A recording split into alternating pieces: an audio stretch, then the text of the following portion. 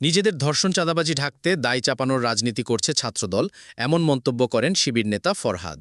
ঢাকা বিশ্ববিদ্যালয়ের ডাকসু নির্বাচনে ইসলামী ছাত্র শিবির সমর্থিত প্যানেলের জিএস সাধারণ সম্পাদক প্রার্থী এস ফরহাদ অভিযোগ করেছেন, সারা দেশে ধর্ষণ, চাঁদাবাজি ও অন্তঃকোন্দলের মতো ঘটনাগুলো আড়াল করতে ছাত্রদল এখন দায় চাপানোর রাজনীতি করছে।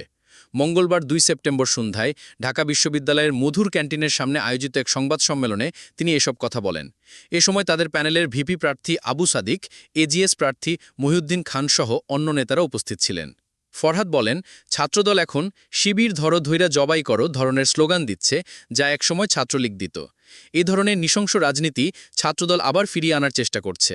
তিনি দাবি করেন, ছাত্রলীগের যেসব বৈশিষ্ট্য ছিল ধর্ষণ, চাঁদাবাজি, কোন্দল, অন্তর্দ্বন্দ্ব, সেগুলোর দায় এখন ছাত্রদল এড়িয়ে যেতে পারছে না। তাই তারা শিবিরকে টার্গেট করে বিভ্রান্তিকর প্রচারণা চালাচ্ছে।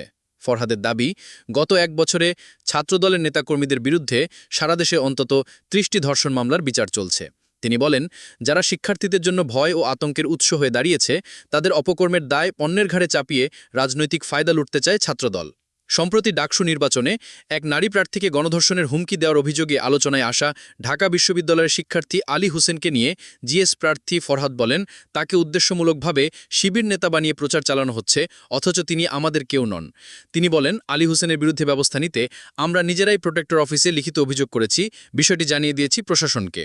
আলী হোসেন কোনোভাবেই ইসলামী ছাত্র শিবির বা তাদের প্যানেলের সঙ্গে সম্পৃক্ত নন, বরং তার ফেসবুক অ্যাকাউন্টে ছাত্রদলের বিভিন্ন পোস্ট ও সমর্থনের প্রমাণ রয়েছে বলেও দাবি করেন ফরহাদ।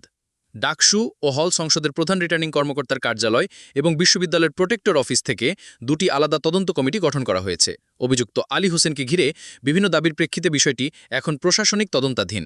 ডাকসুতে এস ফরহাদের প্রার্থিতা চ্যালেঞ্জ করে হাইকোর্টে রিট করেছিলেন এক প্রার্থী।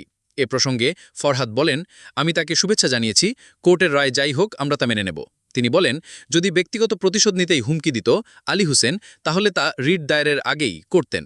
ফলে স্পষ্ট, এটি আমাদের প্যানেলকে জড়িয়ে অপপ্রচার চালানোর রাজনৈতিক কৌশল। সারা দেশে ছাত্রদলের হিংসাত্মক কর্মকাণ্ডের উদাহরণ দিয়ে ফরহাদ বলেন, চট্টগ্রাম বিশ্ববিদ্যালয়ে বিএনপি নেতাদের নেতৃত্বে শিক্ষার্থীদের ওপর হামলা, রাজশাহী বিশ্ববিদ্যালয়ে রাকসু ভবন ভাঙচুর, বাকৃবিতে উত্তেজনা সৃষ্টি, এসব ঘটনার মাধ্যমে তার ভাষায় ছাত্রদল এখন রাজনৈতিক ব্যর্থতা ঢাকতে শিক্ষার্থীদের ভয়ভীতি প্রদর্শনের পথ নিচ্ছে।